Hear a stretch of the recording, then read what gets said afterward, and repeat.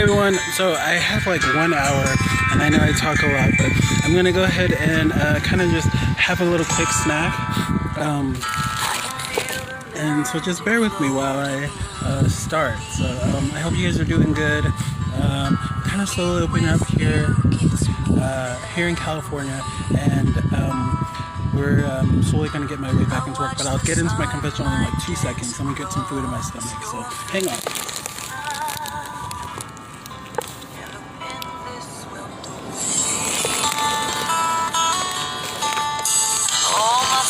Just seem to settle on the blues when I'm lying wrapped up in your arms.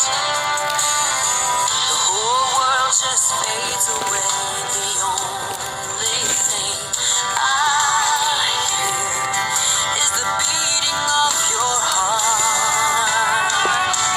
I can feel your breath, it's washing over me. Suddenly I'm melting into you. There's nothing left to prove. Baby, all we need is just to be. Cold is hot, slow and steady rise. Baby, isn't that the way love's supposed to be? Alright.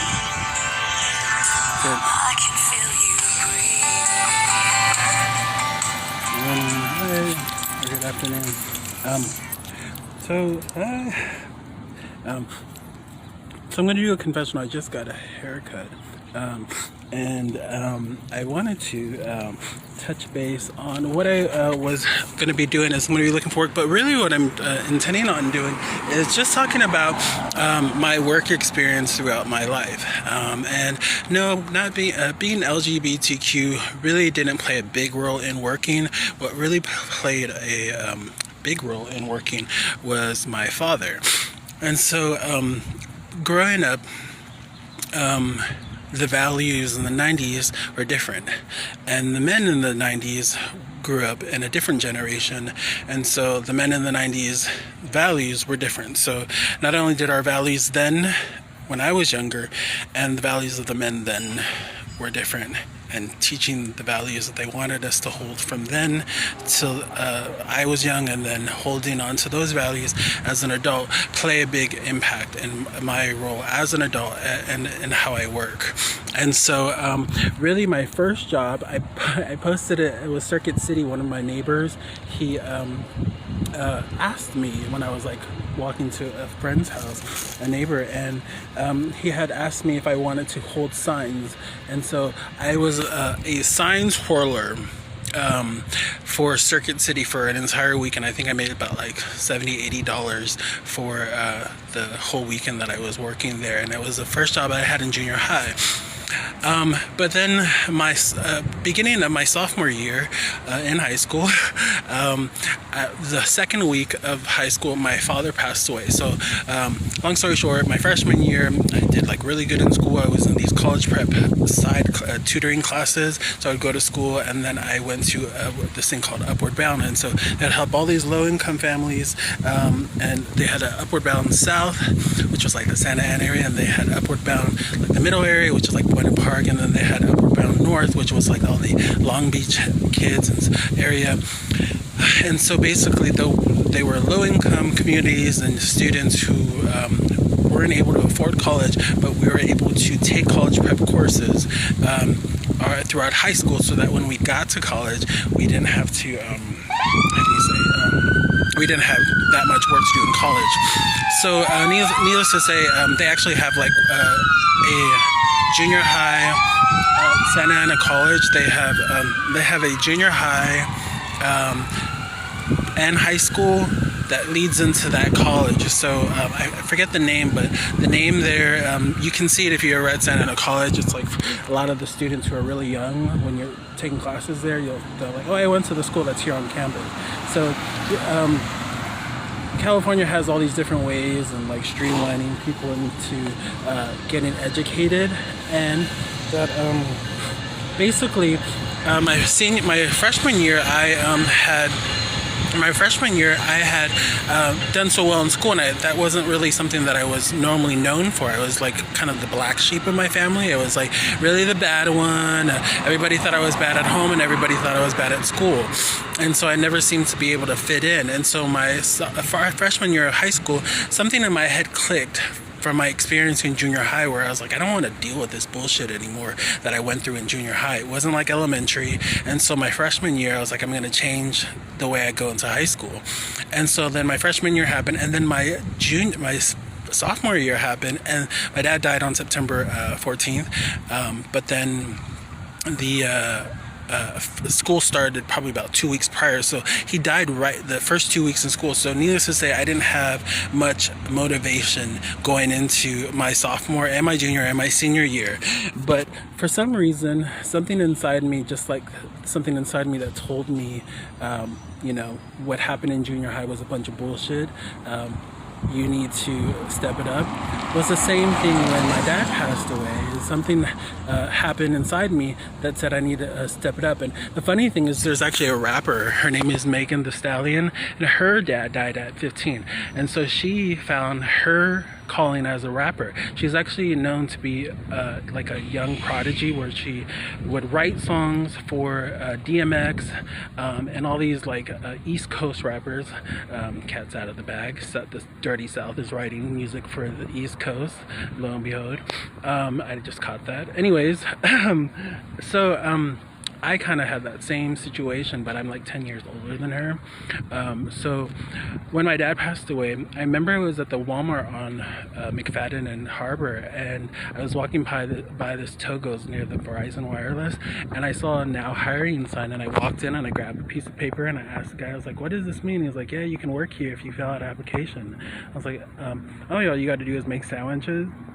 And so I ended up filling it out, going home, and then I told my elder sister, who was the only one working at the time. She was the only income that we had, and she was actually the second oldest. So my older sister was on drugs, and then my older brother was a terrible example. He failed his career on drugs in the NFL, and then the only beacon of light that I had was my older sister, Ainga, who was working at the cable company here in Orange County. It was called Time Warner then, or Cox, or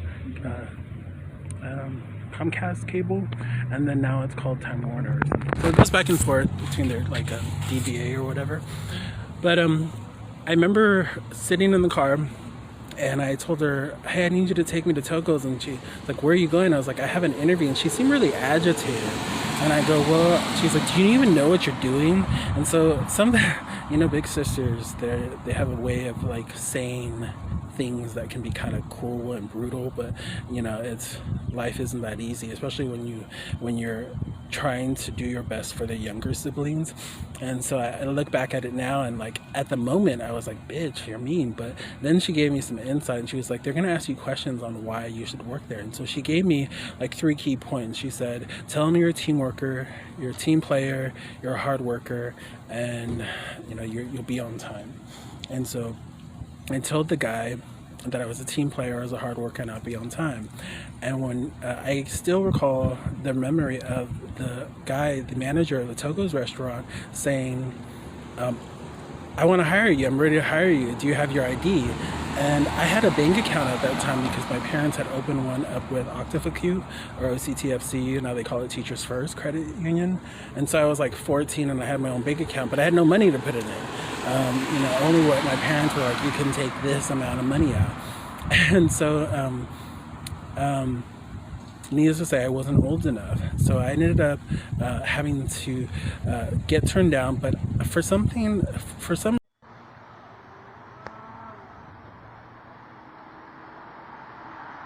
how ghetto.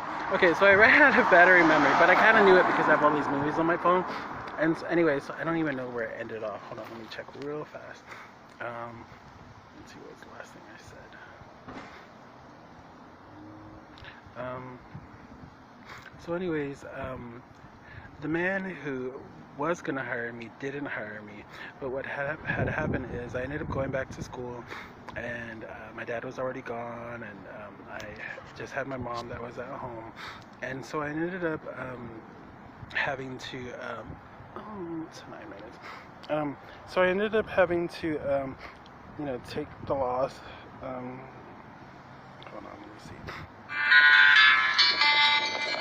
Well, he failed his out, and like at the moment, I was like, "Bitch, you're mean." But then she gave me some, I had my own bank account, but I had no money to put it in. Okay, so I know where I ended up. Anyway, so I went to the job interview. I'll be really quick. I went to the job interview, and the guy was like, "I want to hire you," but I wasn't old enough. I was only 15 and a half. So I went to school, and everybody was working because they had these things called job permits when you were in high school. So if you were 16, you could get it's like one of those papers where you write on it and then you peel it off, and then it like shows the wording underneath. And so basically, one of the girls at school, I won't name her name, she ends up calling me. And I remember I was like walking with my head down and stuff, and she ends up saying, "Junior, come, go grab a work permit." I was like, "I'm not old enough to work." And she was like, "Grab a work permit." So I grab a work permit, and she tells me, "When's your birthday?" And I go, "My birthday's May 3rd, 1985. And then so she whites it out, and then she goes somewhere and she gets a typewriter and she types over 1984. So May 3rd, 1984, 84. So I ended up not going back to that place, but I ended up applying somewhere else, and I ended up applying at Target. And so I was like totally underage working at Target, and then I ended up turning 16 about a year later on May, because my dad had died in September. And so I was like working like a month later, and so I had worked for about a good year underage. But then, so lo and behold, I got that job, and I worked at Sirens. I put it on my Instagram. Then I worked at Windsor's, and then I worked at a leather place, and then I ended up going to church camp, and then I ended up working at the Boys and Girls Club. The funny thing about the Boys and Girls Club is that I was going to college first, and my only job, because my sister was on drugs and in and out of jail, that my sister, who is responsible for us, wanted me to do was to take care of her son, which was my nephew. And so she was like, "The only thing that you need to do is you need to go to school and make sure you get home before he gets out of school, so that way you can pick him up." And I remember one day I was like totally on MySpace. This was like when social media started coming out, and the phone rings and the school calls and is like, "Is anybody gonna pick up Lika?" And I like ran to school, and I was so devastated because that I had forgot to pick him up at school. And so one of the guys at church told me about how he was working at the Boys and Girls Club, and I was like, "Oh, I'll work there." And so I ended up applying there. I got a job at the school nearby, and so I ended up having my nephew transferred at a nearby school. I had worked there for 2 weeks in training, and they said, "Oh, we needed someone to be an assistant manager or a site coordinator." So I became a site lead within 2 weeks, and then about 6 months into the job, I was like under this guy named Omar, and he said he woke up one day and he said, "I wanted to. I've been going to school at Cal State Fullerton. There's a lot of the community, they go to Cal State Fullerton." And he's like, "Just something woke up and said, I'm not happy with what I'm doing. I want to change my career." So he ends up telling me he's gonna quit. And there had been another woman. "Hi, how are you?" No. Next time. So, anyways, I was the site lead, but then there had been a woman there who had served the company for about 5 years, and she was a really sweet lady. But because I had all this church experience and work experience as a leader prior, and they were looking for somebody in particular, someone brown and someone who was a man who could be able to lead the teenagers, because for that community, they really wanted a man and a brown man to be a positive role model for the community. So something in my mind was like, when he left, because he was actually a really good example for me. I had modeled a lot of his communication styles while interacting with administration based on how he led me for that very few months. But then I ended up going for that position, and something in my mind said I want my voice to be heard. Like I didn't want my voice to be drowned out. I wanted my voice to be heard. Like it's totally getting drowned out right now because of all the stuff in the back, the train in the background.